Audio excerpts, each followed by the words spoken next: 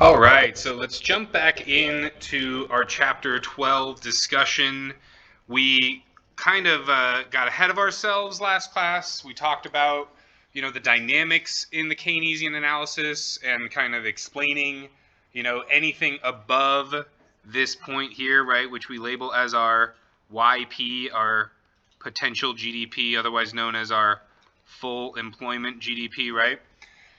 We have a kink there where anything above that, any kind of shift to the right above that potential GDP is not going to result in any kind of increase in real output. Any increase in our aggregate demand from this point is only going to result in higher price levels, right? We started with some price level this, and we ended up with this price level. And so we knew about this dynamic, and very importantly, we knew about the other dynamic, which is if we had a negative shock to our aggregate demand when we were already at this full employment GDP, then we would have no impact on the price level. The price level would stay this P0, but there would be a very real impact on the GDP, right? Y star or Y1 star, however we want to label that new equilibrium there.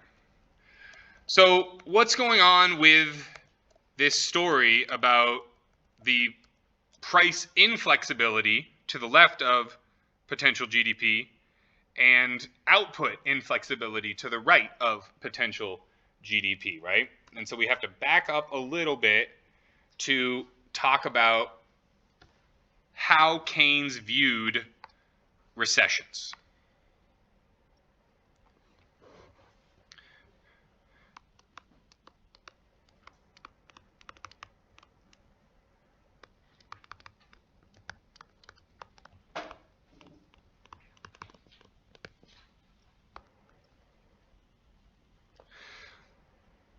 So one of the building blocks of the Keynesian view of recession is that our aggregate demand that we have is not always high enough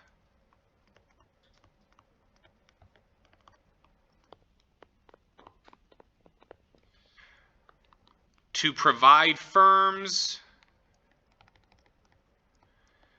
with an incentive to hire the required number of workers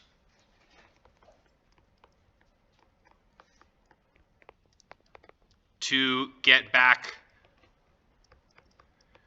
to that full employment or potential GDP.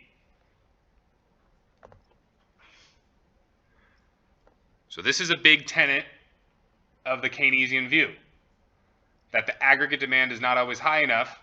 And one of the big jokes of, the Keynesian view, so as we're going to learn in chapter 13 later today when we talk about classical economists, in the classical economic view, they talk about, well, in the long run, things will true out. In the long run, the business cycle will take care of itself, right? And Keynes said, well, in the long run, we'll all be dead. So sometimes we can't wait for the long run. Sometimes this lack of aggregate demand feeds in on itself, right? We can get into a negative spiral, a death spiral, right? Where, prices are decreasing, and so because prices are decreasing, firms are firing workers, and then because firms are firing workers, aggregate demand is lower, and so as aggregate demand is lower, that means that more businesses are going to be closing, and so that means that more workers are not going to be paid, so that means aggregate demand gets even lower. So this is a spiral that can happen in Keynes's view, and it's a spiral that we saw in the 1929 Great Depression. Right? You guys probably remember one line from that above all else. The greatest fear that we have is fear itself, right? Actually, where was that from? Was that from World War II? Did I just totally conflate that? Yeah, that's from World War II. Yeah. What does FE stand for? Full employment. Good question.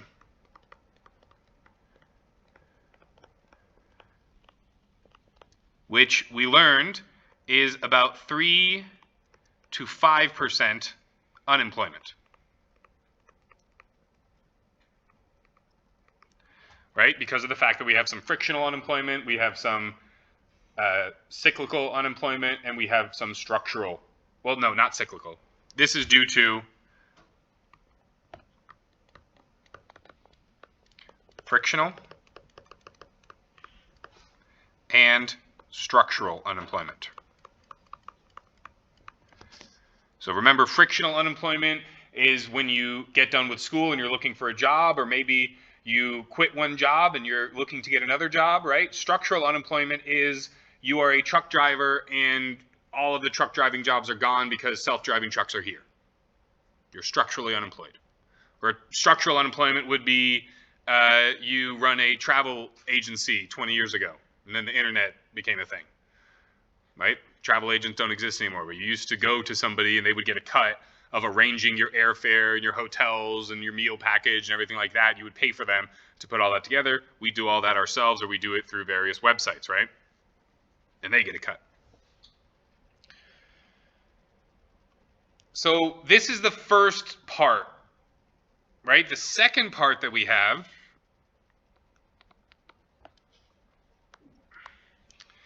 is the notion that the adjustments to the macroeconomy, right, may be slow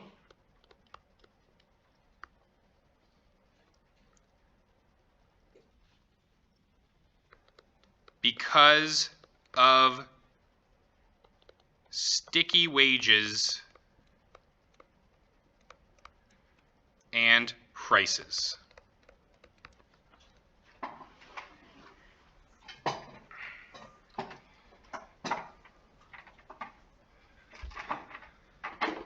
Sticky wages and prices being, of course,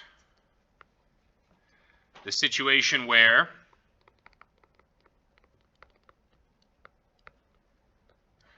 the wages and prices do not fall in response to decreases in demand.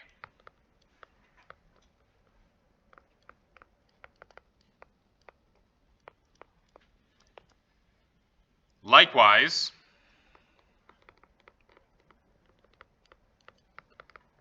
they do not rise with increases in demand.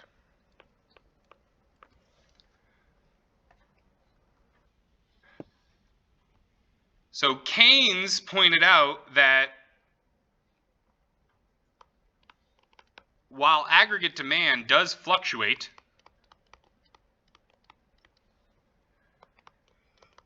prices and wages don't immediately respond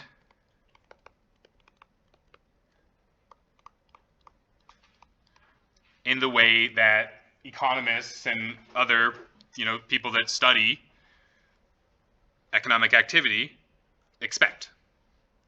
Instead, we see that these prices and wages are sticky.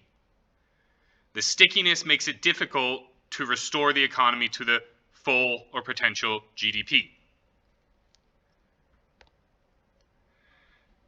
There's a multitude of different reasons why wages are sticky, right? The book talks about, I think, 4 different theories about it. But he emphasized one particular reason specifically, which was the reason of a coordination argument.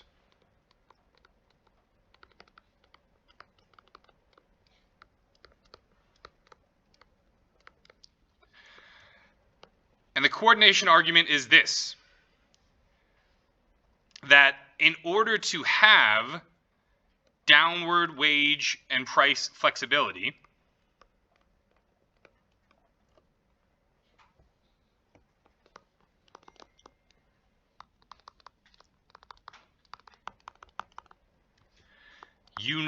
it requires perfect information, which you don't have,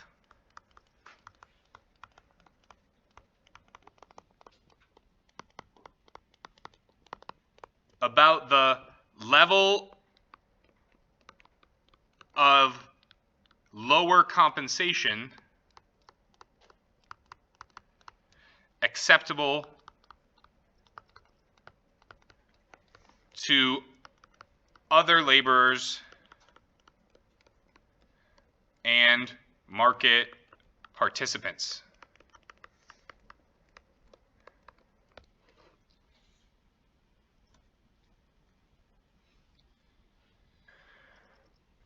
So it's the notion that, if times were bad, you may be willing to take a price cut, or a worker might be willing to take a price cut, but they're only willing to take a price cut as much as the rest of the workers, right?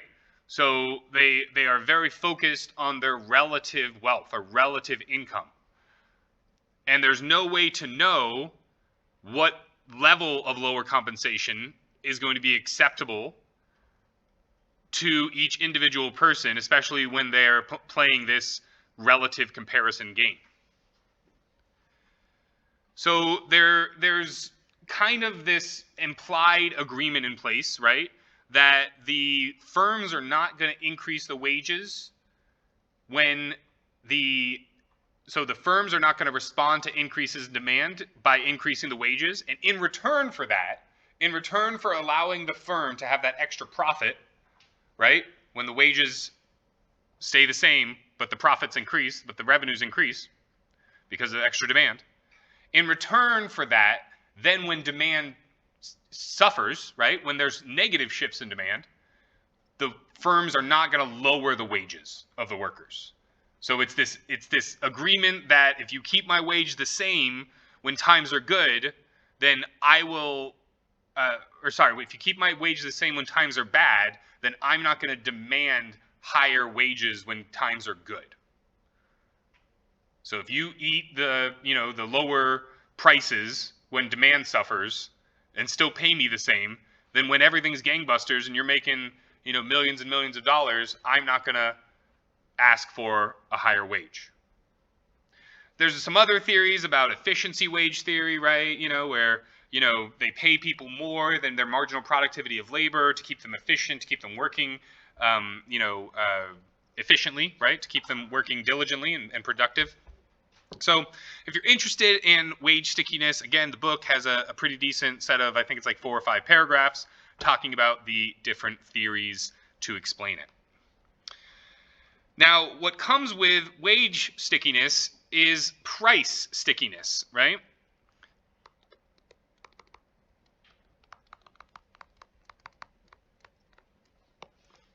Technical term. So why are prices sticky, right? Well, when firms consider changing prices, they have 2 sets of costs.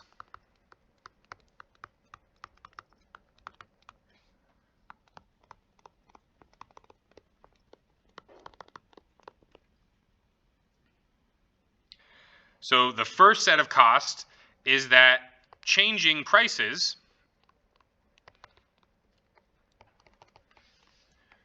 uses company resources. You have to make new signs. You have to make new advertising copy. You have to update the app. You have to, you have to make new menus, right? Second, frequent price changes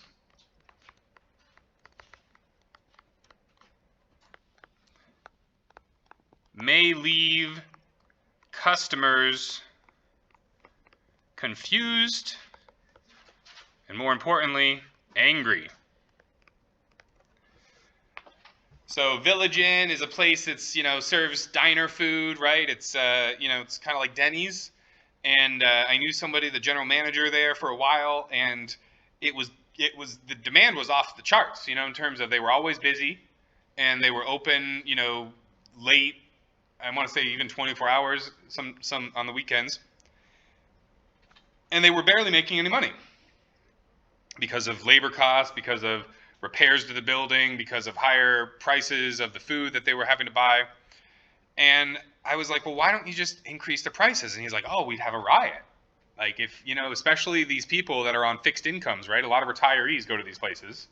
You know, they only get so much money per month, right? They get their retirement and their Social Security check. And so increasing the prices to those people that are on fixed incomes can cause a significant decline in your demand. Now, what we saw was that their inability to change the prices actually resulted in that particular Village Inn being so unprofitable that corporate came in and just shut it down. You know, so there's two sides to everything, right? So these costs are, cutely enough, called menu costs.